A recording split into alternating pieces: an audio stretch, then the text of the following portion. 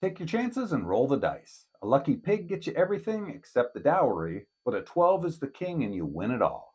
If you know what I'm talking about, you've probably already played Glückshaus. If not, you're going to learn all about it this time on The Gaming Bench.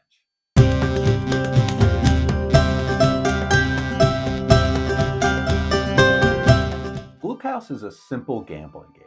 Any number of people can play, and players can come and go at any point. But more than 8 people playing at a time, and it starts to get a little crowded. To play, you need a Glückshaus board, number 2 through 12, with the number 4 usually excluded, and 2 6-sided dice. You also need something to gamble with: beads, coins, candy, or real money. Just know that if you're playing with real money, the pot can build really quickly, so it's best to stick with pennies or nickels. I made this Glückshaus board. If you want to see how I did it, there's a link in the description of my build video, but you don't need anything nearly as fancy as this to play. I've included a link to a PDF download for a free game board. Provide your own money and dice. The rules of Glückshaus are super simple. Roll the 2 dice and match the number to the numbered spaces on the board. If there's 1 or more coins in the space, you get to take them out. If there's nothing on the space, you have to put a coin in. This goes for all the spaces except for 2, 7, and 12.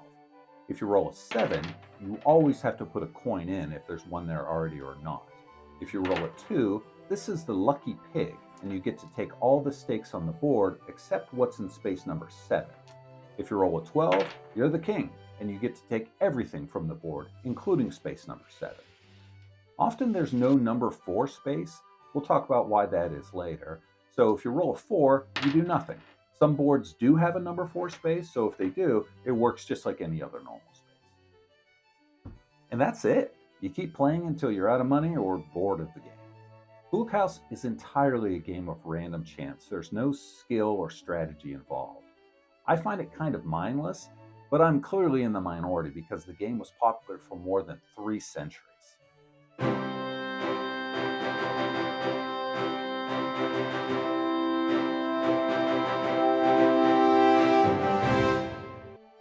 The game we know as Glückshaus is relatively modern.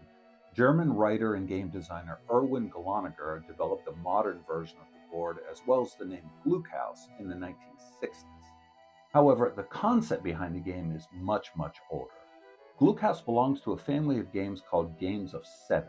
This term was developed by Dr. Jonas Richter, a research fellow at the Göttingen Academy of Sciences. I pulled heavily from his 2019 paper on the topic.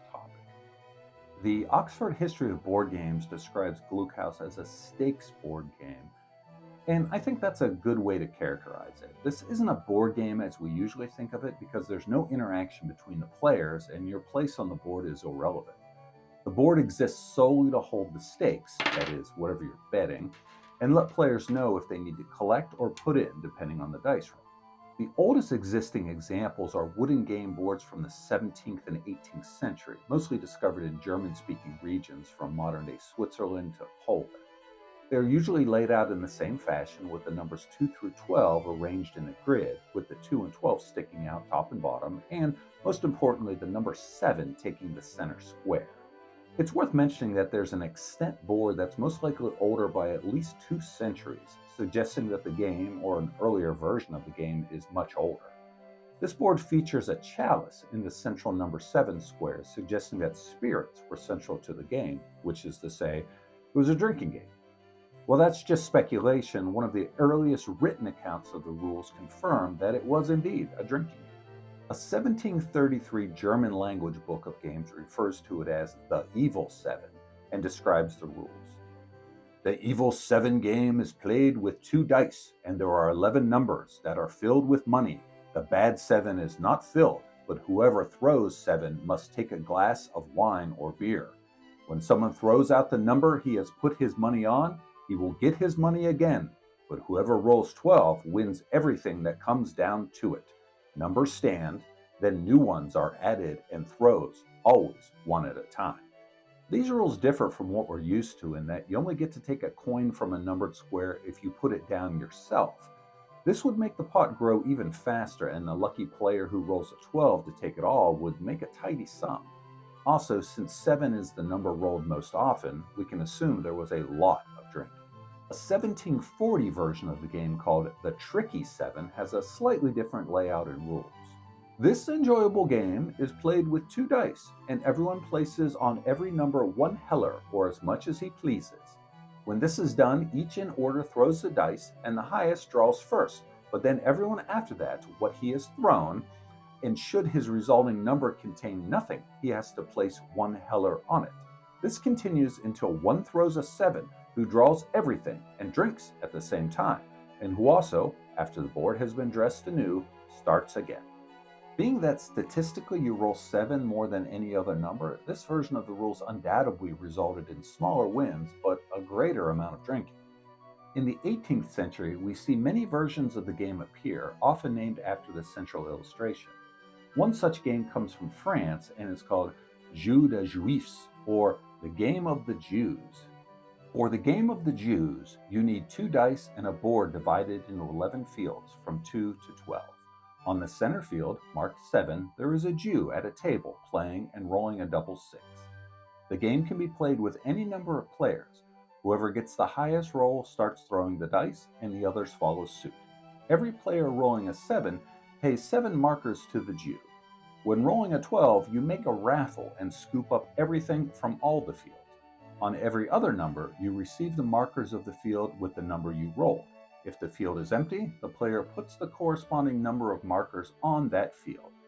Once the game has started, no person may join until after a raffle, and the player, upon entering, takes the dice cup. As you might imagine, it was kind of shocking to suddenly come across blatant anti-Semitism when I thought I was just reading a paper about a harmless game. But the bigoted message here is clear. If you're unlucky, the Jews will take your money. But I guess I shouldn't be surprised. This sort of casual racism and anti-Semitism is rampant in the time period, so of course it trickled down to the games people played. Don't get me wrong, it's horrible, and I am in no way saying it should be normalized. I'm only presenting it here to give a complete picture of the evolution of the game, plus, to learn from history, we shouldn't ignore how horrible it was at times. Unsurprisingly, this anti-Semitism extended into other countries, with the Spanish Juego de los Julios, and the British The New Game of the Jew. The British version often used a teetotum in place of dice, presumably because dice were considered wicked, whereas outright bigotry was just fine, I guess. 2 similar games from the period in German were called the Miser and the Scrooge. While the central figure isn't specifically called out as Jewish, I think the existing tradition of the time, as well as the central caricature, makes the intention clear. An 1803 catalog of games includes a game called the Miser. This version is interesting in that there are only 9 numbered squares. Dropping the 12 and 2 makes sense, I guess, as 12 is take all and 2 is take all but the 7 space. An 1840 version of the game, also called the Miser, confirms that the 2 is a take all space, not just take everything but the 7. Interestingly, in this version, if you rolled a 2 or 12 and the board is empty, you have to put a coin on every space. In the French Low Countries, the game takes a slightly different turn, being called the Harlequin game. In this version, the only special square is the central 7, where a player must put a coin in the Harlequin's bag. Players all start with the same number of coins, and the last player with a coin wins everything that is accumulated in the Harlequin's bag. This version of the game was published until the middle of the 20th century, with names that include the Bag of 7 and the Fool of 7. Italy had its own tradition of the game starting in the 18th century and lasting well into the 20th, the game of the boat. The rules are identical to the Tricky 7. I've been unable to find a source that explains the significance of using a boat. The game continues to be published in anthologies from the late 19th century onward with names like The Fat Boy, The Fun Pot Game, The Funny 7, and again, The Evil 7. But none of these games were called Glückshaus. The first published game we see with this name appears in a 1963 collection called Nice Old Games, edited by Erwin Gloniger. He clearly based his version of the game off of a 1583 game board. Interestingly, that board has letters in the spaces, not numbers. The letters correspond to playing cards of the time, strongly suggesting that this wasn't intended to be a board game by itself, but rather a stakes board for a card game. Glöckner is the first to name the specific spaces as we know them today. 7 is the wedding, 2 is the lucky pig, and 12 is the king. The orientation is different though. In his version, the wedding is the number 10 square, while the number 7 square depicts 2 crossed spears. And to make the board work with 11 spaces, he jams the number 3 next to the lucky pig. And finally, he called the game Glückshaus. To be clear, the word Glückshaus, meaning house of fortune, had existed for centuries, but before Glöckner co-opted it, it simply referred to a happy home. Finally, why is there no number 4 on the modern board? In the 1977 book Games of the World, edited by Friedrich Grunfeld, it outlines a wide variety of games from chess to tug-of-war, including Glückshaus. This version rearranges the numbers, so the 7 is now in its familiar spot in the center, and the number 4 is omitted. There's no indication why, but I'd guess it's because the original board the game is based on contains 10 spaces, and it's aesthetically displeasing to include another number with the lucky pig. It would seem the editor simply dropped the 4 and added to the rules, if a 4 is thrown, the player makes no move and passes the dice to the next player. Now, I have read a second-hand account of a Russian article about Glückshaus that includes the number 4 space, and if you roll it, you must give a coin to the owner of the board. As someone who owns a Glückshaus board, I fully support this rule. One more thing. As I was researching Glöckner's variation, I asked myself, what makes a pig lucky? I assumed it was a reference to a greedy pig, since rolling a 2 gets everything on the board, other than the wedding. But no, it appears that pigs have been a popular symbol of prosperity since at least the medieval period. Pigs are omnivores, so it's relatively easy to keep them fed, and they reproduce quickly, all meaning that having pigs on your farm gave you a constant, easily maintained food source, and any excess livestock could be sold for profit. Being well fed and having a little extra spending money were the ultimate signs of prosperity for many medieval families. There's also much mythology and lore about the pig or boar as symbols of fertility, masculinity, good harvest, and so on.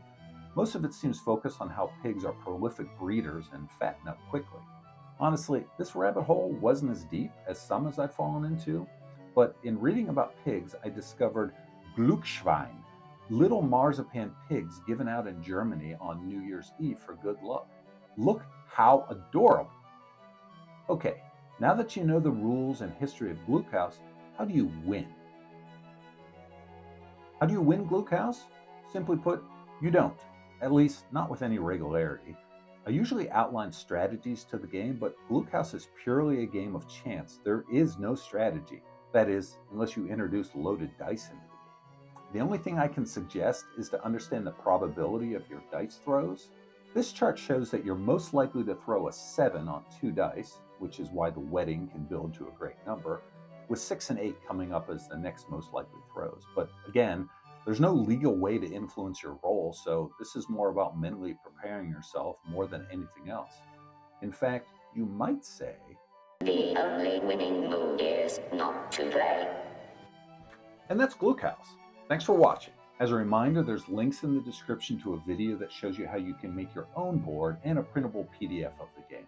And as always, I've included all my resources for the video in the description. If this is the kind of content you enjoy, I put out 2 new videos the 2nd and 4th Thursdays of every month, one on the rules, history, and strategy of an ancient game, and a second one showing how to build your own version. Click the subscription button so you don't miss anything new. Thanks again, and I'll see you next time on The Gaming.